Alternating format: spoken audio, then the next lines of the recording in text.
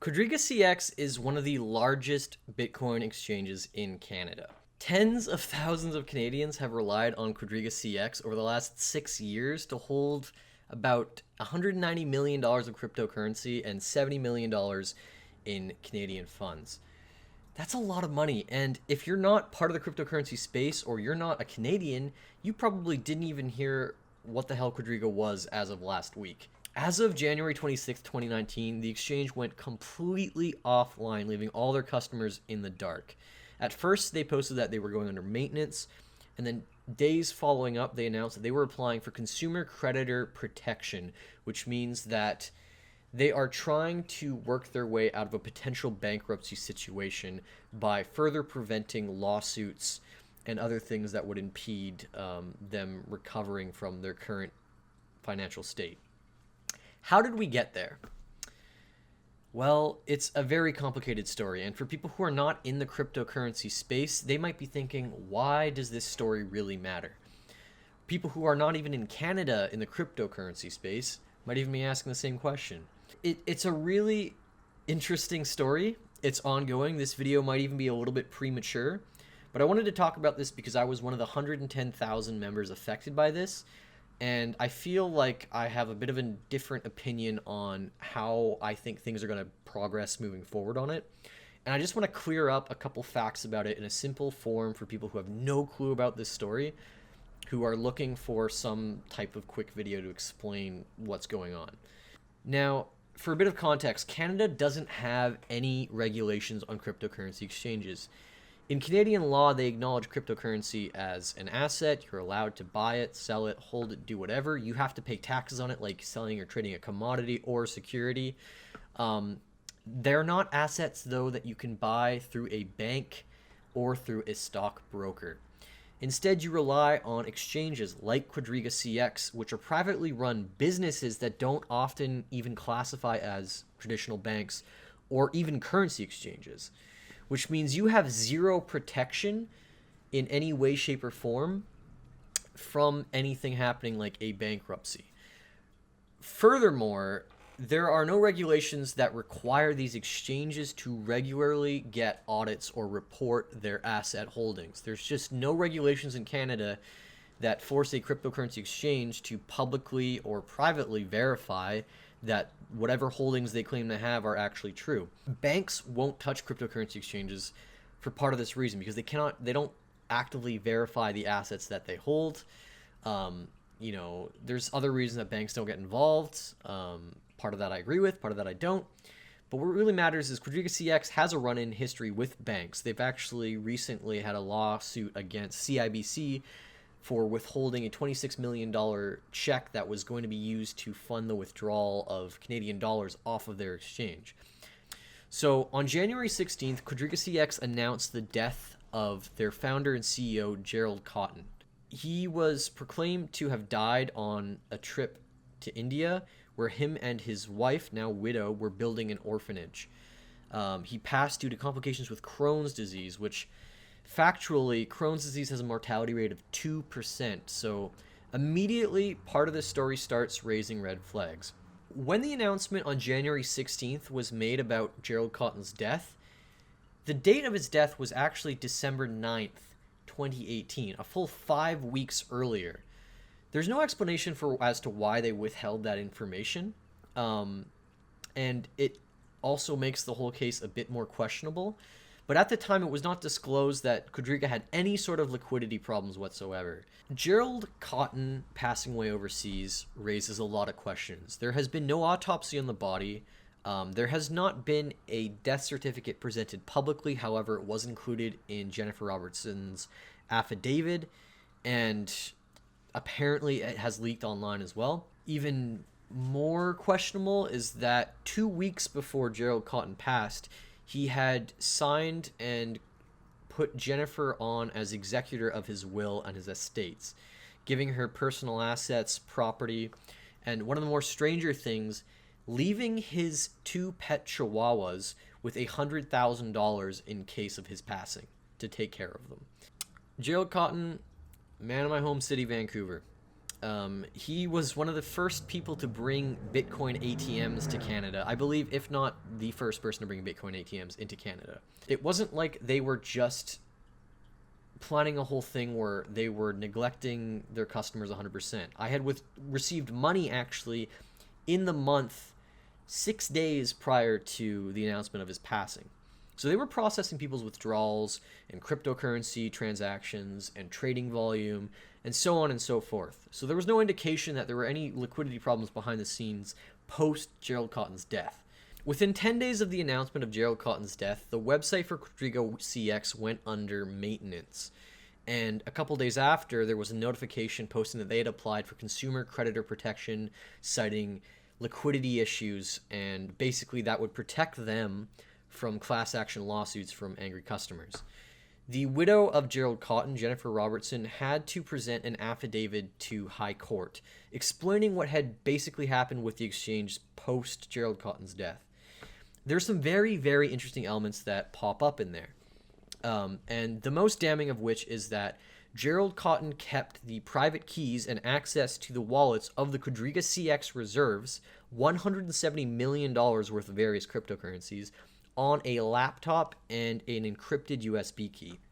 Gerald Cotton ran this entire thing by himself. People don't really understand why he did it, and that's where a lot of suspicion as to what the actual situation is with QuadrigaCX arises. In cryptocurrency, basically, the way that most coins operate is that you have a public address where anyone can see the balance of what you have. Imagine if you had a bank number and you could look up the card number on your account and you could throw it in Google and people could see what you had in your checking. And there's a private key, which is something that is a long string of 30, maybe more characters that secures your wallet, is personal, cannot ever be modified. That enables access to the cryptocurrency within the wallet. Gerald Cotton didn't leave a clear way to access these reserve wallets to anyone related to the business. He didn't leave access to it to his wife. He didn't leave access to it to any of the contractors or other shareholders of Quadriga.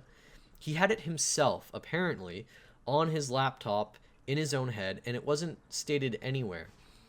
Now, coming from someone who's been in the cryptocurrency space from 2013, who brought Bitcoin ATMs into Canada, was responsible for setting a ton of standards in the cryptocurrency space in Canada, to not have backup keys to your fractional reserves, it's a head scratcher. It doesn't really make much sense. And especially after you had just written a will out to your wife to be executor of, that you didn't put access to those reserves in case of emergency. Obviously, he was thinking of his future. He thought of his dogs. Why would he not think of the cryptocurrency reserves in his number one business to the tune of $170 million? What I want to take away from this entire situation is that it is not being effectively communicated to the public as to the real problem with what is going on with these funds. There's a lot of false information out there that this is a problem with Bitcoin as an instrument, as opposed to the way that this one individual was running an exchange. There's more talk about how we should abandon ship as to the entire Bitcoin project, and less talk about how we can prevent things like this happening in the future. There is a term called not your keys, not your coin, where basically if you don't own the private keys and the private address, if you're keeping your money on an exchange or you're lending it out, it's not really yours. The same way that people would say if you don't have cash under your bed, it's not your cash. You're trusting banks. We're seeing obviously the pitfalls of what happens when you let a centralized party handle funds on behalf of hundreds of thousands of users. But the remedy to this is not to tear down the structure of exchanges. The better approach to this, I think, would be to brainstorm ideas for Canada, which has been a good country on the forefront of technological adoption. Come up with institutions and practices for how to regulate these cryptocurrency exchanges instead of berating the people that have used a failed one. Cryptocurrency exchanges have the complete ability, and that's one of the special parts of crypto, to publicly display the holdings of their reserves. It's called a blockchain. You can have a wallet with a public address and a private key, and everyone can see how much money you have there at any given time. Big exchanges like Bitfinex and Binance have this, right? You can go to the Ethereum Block Explorer, look up the top 30 richest wallets, and they are all partially owned by exchanges, right? You can do the same thing with Bitcoin to some extent and other cryptocurrencies. Step number 2 would be to make sure that cryptocurrency exchanges are audited. There should be a method of collecting financial statements and data and forcing these exchanges, which are privately owned businesses, to get regular audits. There needs to be a standard of practice for auditors and accountants to actually be able to go in and see how much cash they have on hand, how much of their reserves they have on hand compared to the amount of demand and the holdings that are represented by their users. This wouldn't be a very hard thing to institute into cryptocurrency exchanges as a feature. In fact, a lot of cryptocurrency exchanges, probably like Gemini and Coinbase, probably have a system like this already so that they can be accountable for the funds that they're transacting for their users, right? I think there's a lot of people with a lot of ideas out there, and I would much rather see people engage with those ideas rather than fearmonger and spit on the people who have made the mistake of leaving money in exchanges that might be a little bit questionable. Obviously, by the time this video comes out, it might already be dated. There's a lot of things that can obviously happen between the time I release this video and when it goes live and everything gets figured out with Quadriga. But the main point is that what has happened has happened. It's terrible. If I was a holder on the exchange, which I am, to the tunes of 5 figures, I would write whatever money you have off of there. And I wouldn't say, well, it was an expensive lesson. What you can do is, if you actually take a genuine interest in the cryptocurrency space and you haven't been burned by this experience, help out in the community, creating guidelines, consult with people who are running exchanges. There's public dialogue all the time by exchange founders, cryptocurrency developers, hedge fund venture capital, and just regular cryptocurrency users and investors. There needs to be less assigning blame to this situation and more resolving on how we get past this moving forward. How do we make exchanges more accessible? How do we make them more accountable? Not how do we make the widow or the past CEO accountable. How do we make ourselves and our cryptocurrency exchanges accountable moving forward?